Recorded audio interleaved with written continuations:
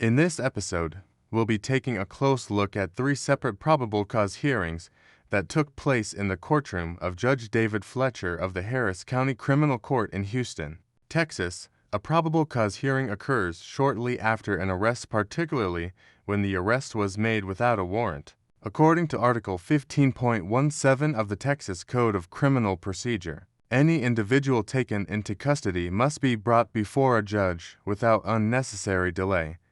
During this initial appearance, the judge informs the defendant of their legal rights and carefully reviews the facts presented by law enforcement to decide whether there's sufficient reason known as probable cause to believe the person actually committed the alleged offense. If the judge determines that probable cause does not exist, the defendant must be immediately released from custody. Our first case involves a hearing held on November 4, 2024. Following the arrest of Raquel Rodriguez, who was charged with driving while intoxicated on October 28, 2024. Yes. Okay, Max, who do you have here? Raquel Rodriguez. Rodriguez. Vic, you ready? Okay, this is page 20. Rodriguez on page 25. All right, Ms. Rodriguez, you're charged with driving while intoxicated. You're facing up to 6 months in jail and or a $2,000 fine. We're going to do probable cause. You have the right to remain silent. Anything you say can or will be used against you. You have the right to have an attorney present. If you cannot afford one will be appointed to you. Yes, Judge. Okay. The officer initiated a traffic stop after observing the defendant's vehicle traveling 94 miles per hour in a 65-mile-per-hour zone. The officer observed an odor of an alcoholic beverage, and the defendant admitted to the officer that she had 2 drinks. Standard field sobriety tests were conducted, HGN 4 out of 6, walk and turn 5 out of 8, one leg stand 2 out of 4. The DIC was read and breath was refused. A blood search warrant was signed and executed.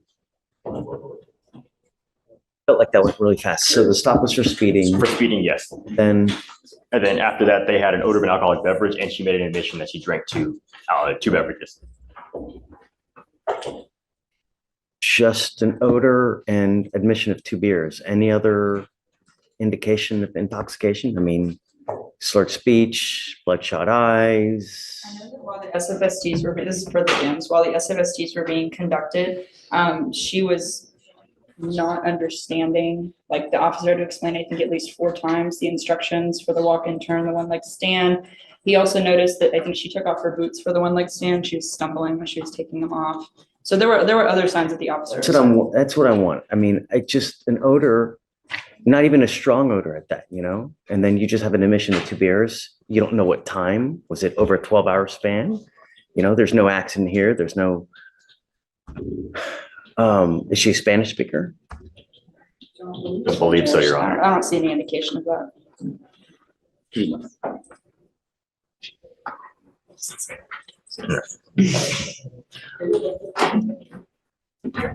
And if I may, I've been doing DWIs for 10 years and I don't understand the instructions most of the time. As far as I can tell, the officer also just demonstrated it to her, which is per, But I get SFSTs, the SFSTs, but I mean, to even get to the SFSTs, right? You have to show something that there's some indicia of intoxication. Here, all we have is an odor and admission of 2 beers. That's not enough. An odor of alcohol in and of itself is insufficient.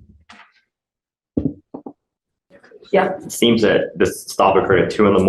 and she made a statement that she stopped drinking at 12 a.m.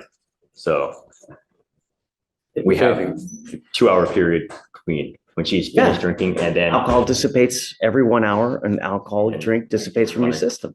she still had the odor in addition to that statement. All right, I'm going to find no probable cause. Yes, Judge. Ma'am, be careful, really.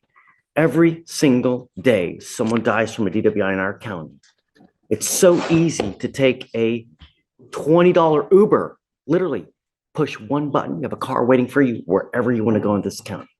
Do you understand? Yes, sir. Right. Please take a seat.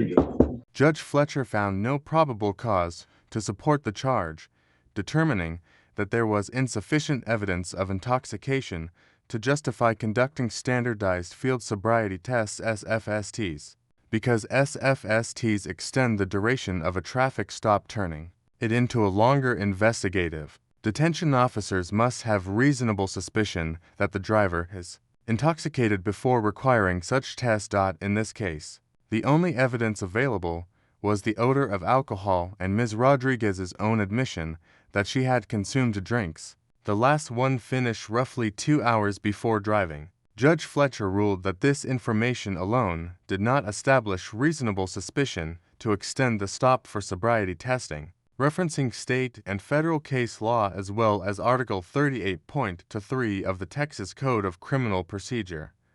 Under that statute, any evidence obtained through a constitutional violation such as unlawfully extending a stop without reasonable suspicion cannot be admitted in court, because the field sobriety test results were obtained during such an unlawful extension.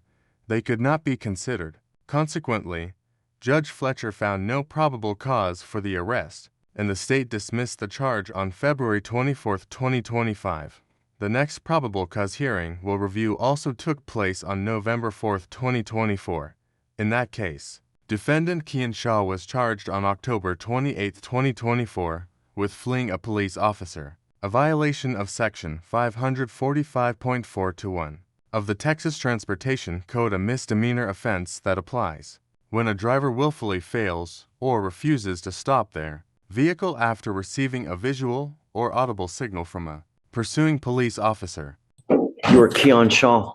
Yes, sir. Mr. Shaw, you're charged with fleeing a police officer. You're facing up to 6 months in jail and or a $2,000 fine. We're going to do probable cause. You have the right to remain silent. Anything you say can or will be used against you. You have the right to have an attorney present. If you cannot afford one, one will be appointed to you, sir. Yes, Judge. On October 27, 2024, officer was conducting a routine patrol on Eldridge Parkway when he noticed the defendant's motor vehicle traveling at an unsafe speed, exceeding the posted 35-mile-per-hour zone. The vehicle then began driving in a suspicious manner by making a sudden left turn on the street and immediately parking on the left side of the road. When the vehicle noticed the officer's fully marked patrol vehicle passing, it immediately conducted a U-turn and got back on the main road. When officer continued to follow the defendant's vehicle, the vehicle again conducted a left turn and pulled into an alleyway.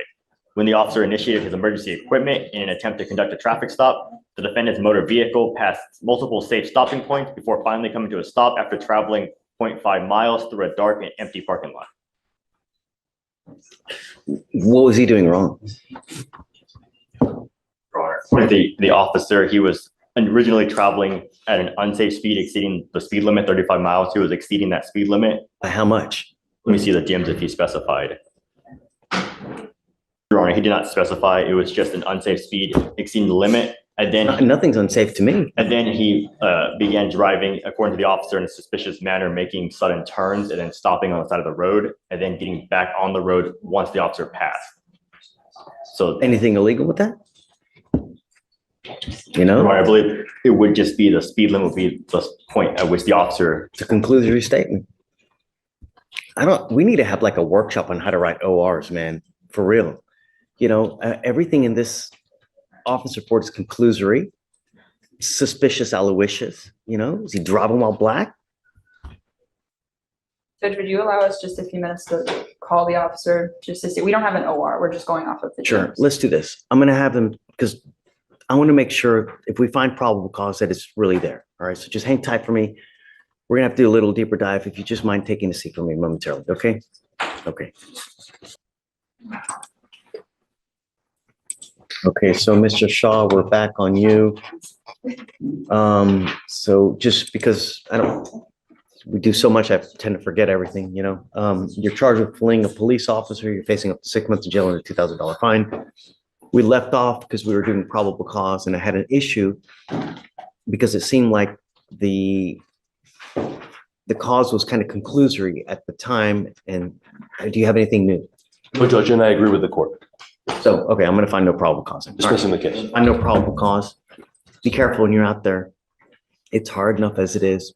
Don't give anyone else the power to even bring more, you know, trouble on your life, all right? Yes, sir. All right, man, good luck. Judge Fletcher found no probable cause in this case because the arresting officer failed to provide a specific allegation regarding the driver's speed, a crucial detail needed to justify the initial traffic stop. While the Texas Transportation Code does not explicitly require that a stop be lawful to charge someone with fleeing from police, the U.S. Constitution still governs the legality of such encounters if a traffic stop violates the Fourth Amendment or Texas law. Then under Article 38.3 of the Texas Code of Criminal Procedure, any evidence derived from that unlawful stop, including the officer's claim that the driver refused to stop, must be excluded from evidence. The Fourth Amendment prohibits officers from stopping a vehicle without reasonable suspicion based on specific, articulable facts suggesting that a traffic violation or crime has occurred. In the landmark 2005 case of Ford v.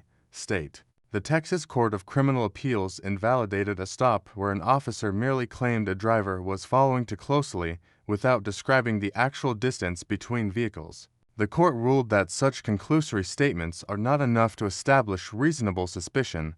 Applying that precedent, Judge Fletcher determined that there were insufficient, specific, and articulable facts to justify the stop and, therefore, no probable cause to support the subsequent arrest. The state dismissed the charge the same day. The final probable cause hearing in today's episode took place on January 27, 2025. In this case, defendant Francisco Cerda was charged on January 22, 2025, with engaging in organized criminal activity, a violation of Section 71.02 of the Texas Penal Code. This statute makes it a crime to commit or conspire to commit certain offenses with the intent to establish, maintain, or participate in what the law defines as a combination, that is, 3 or more individuals collaborating to carry out criminal activities, as defined under Section 71.01. The statute covers a broad range of offenses, including drug trafficking, robbery, burglary, assault, murder, money laundering, and, in Mr. Cerda's case, theft.